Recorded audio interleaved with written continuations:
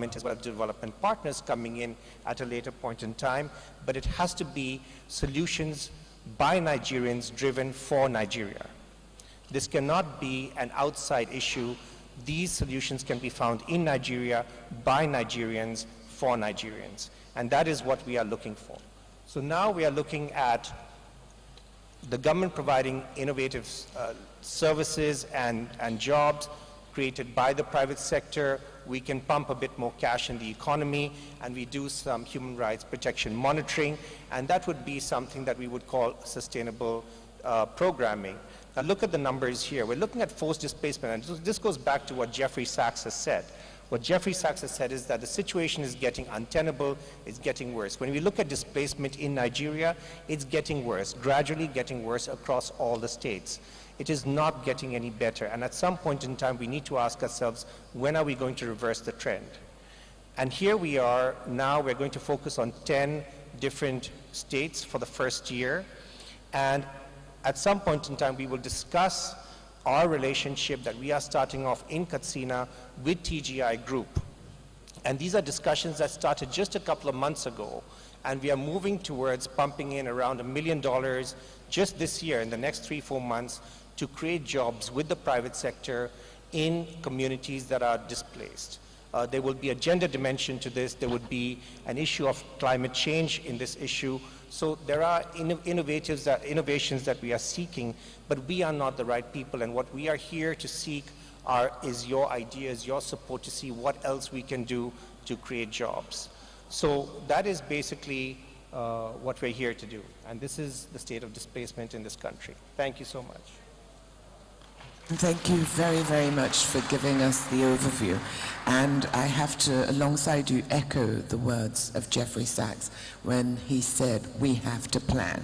This is no longer something. It's been going on for so long that we can no longer treat it just as intermittent emergencies. We now have to plan. Now, Annette, tell me, as a refugee living in Nigeria, can you share with us, with the audience here, how has your experience been like generally, and what are your biggest challenges? Thank you, Excellency. My name is Ojong Annette Ndifon. I'm a Cameroonian refugee. My story that I'm about to share is very, very difficult and pathetic. It all started on the 1st of October when cities, towns, villages were celebrating their independence, marching, singing. Then at about 11 a.m. that same morning, trucks of military men enter our village. They started shooting sporadically. We were scared. We started running. At a point, they shot one of my cousins in my own presence. At that point, the villagers, everybody was screaming, crying, shouting.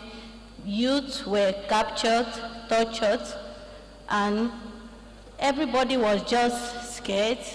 You would just turn around, you look, and you just be running without even knowing where you are going to. So we went and slept in the bush. We crossed streams and rivers, and we found ourselves in Nigeria. While in Nigeria, the host community really helped by giving us shelter.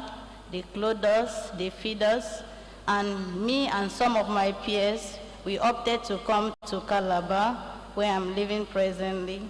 There in Calabar, we were scared to come out of our shelter until when we got an announcement that all the refugees should go to NCFRMI for profiling. That is when we now came out and we did the profiling, and they gave us yellow cards, and they also advised us that we are free at least to do petty trade in the country. But as you all know, you live in your own comfort zone coming to Nigeria, you will still be scared. So most of us that entered Nigeria, when we met some of our brothers who are refugees who were based in Nigeria, they were the ones that accommodated us. We were 10 in persons in one room. So landlords and landladies were not comfortable.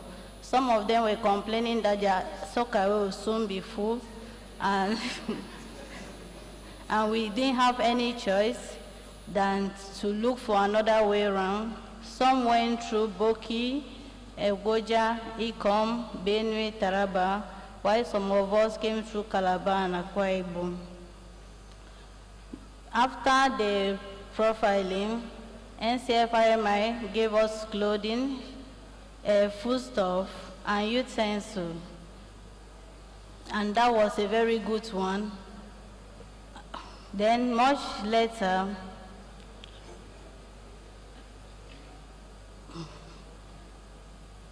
then after that, we started selling small things, hawking our things like pure water, Zobo. We learned to produce Zobo in Calabar and we're selling. Then 2019, when Kuso International were doing targeting, I was one of the luckiest persons to be trained.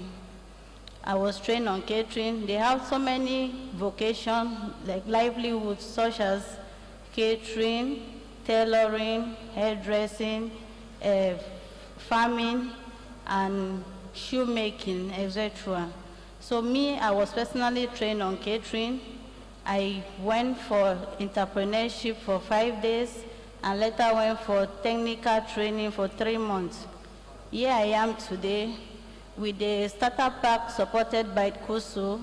That, for example, they gave me oven, flour, sugar, and some other items for me to start my life. And I started by selling those things.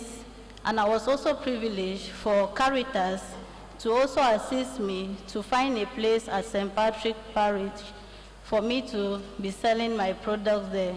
Because there at St. Patrick, there is primary, nursery and primary school and secondary school. Then the church goer, they were also helping to patronize me.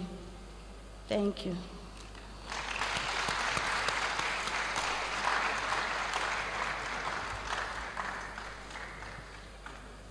Much, Annette, for sharing your lived experience.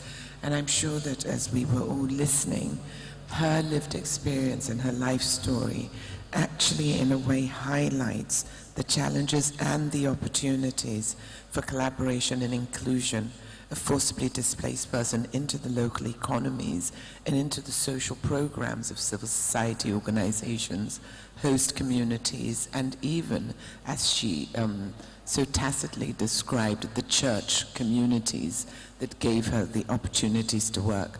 But what struck me as central in your story is that the transformation began when you were able to be registered by the correct agency and you were given identity documents. And that was almost like a new passport to a new life and to your contribution to our Nigerian economy.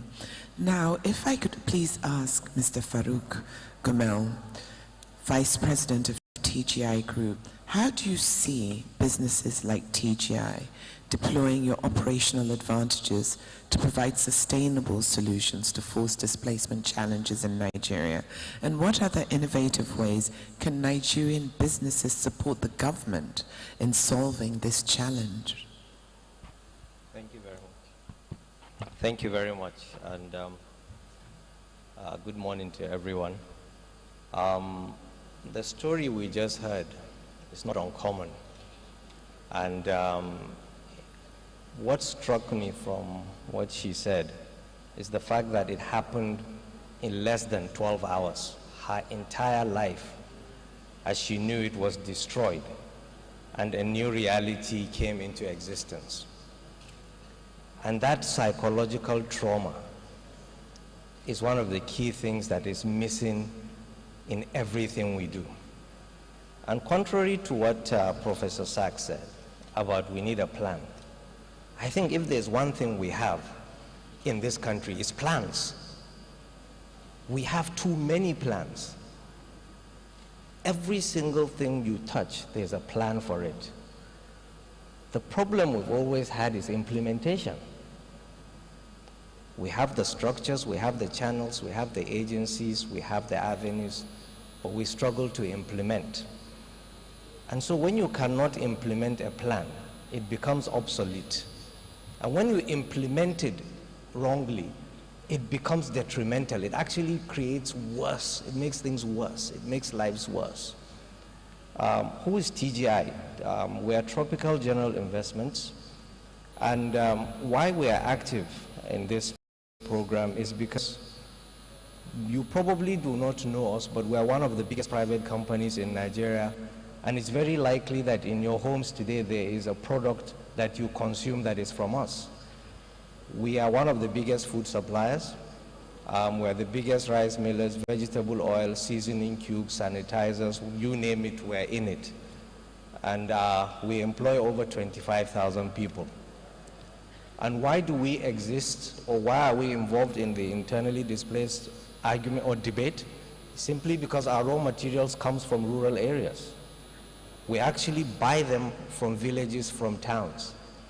And when there's no displacement in urban centers. Most of the people are displaced to urban centers. But most of these people displaced, it starts from the rural areas. When she spoke, she mentioned her village. And so most of the places that supply us end up becoming a place that is abandoned because people are moving out due to either insecurity, national or natural disasters, and many other reasons. And so what we do is, for us as a business to survive, we have to find a way of including and capturing the communities into our value chain. It is purely a survival play for us. And the people that are in those rural areas are the talent that will bring it here. And so when he spoke up, when again Professor Sachs spoke about, oh, we need a strategy for housing, we need education, we need healthcare, the lowest common denominator for all those 5 segments is security. Without security, you can't build a house. The builders will not come. You can't build a factory. You can't create jobs. And so for us, in our rural environment, we have 13 factories, most of them in rural areas. For us to actually build that, we have to create an inclusive system of capturing the communities. And if those communities, if those members of the communities are displaced people, we have to find a way of bringing them on board. So it's an absolute necessity for us. Now, what do we do with them? We register them, therefore making them formal. Many people don't even exist in the system. You go to many of these rural communities, they don't have driver's license, they don't have passports, they don't have birth certificates. And so that's the first starting point. The second one is, once somebody exists, you can now transact with that person. That means he's now a counterparty. He's a business partner to me. I have to give him credit because he doesn't have capital. So if he's a farmer, and I say if, and I'll come back to that point, if he's a farmer and he proves that he's a farmer, we give him seeds, we give him agrochemicals, we give him fertilizers. And then he shows up with a plot of land that he cultivates.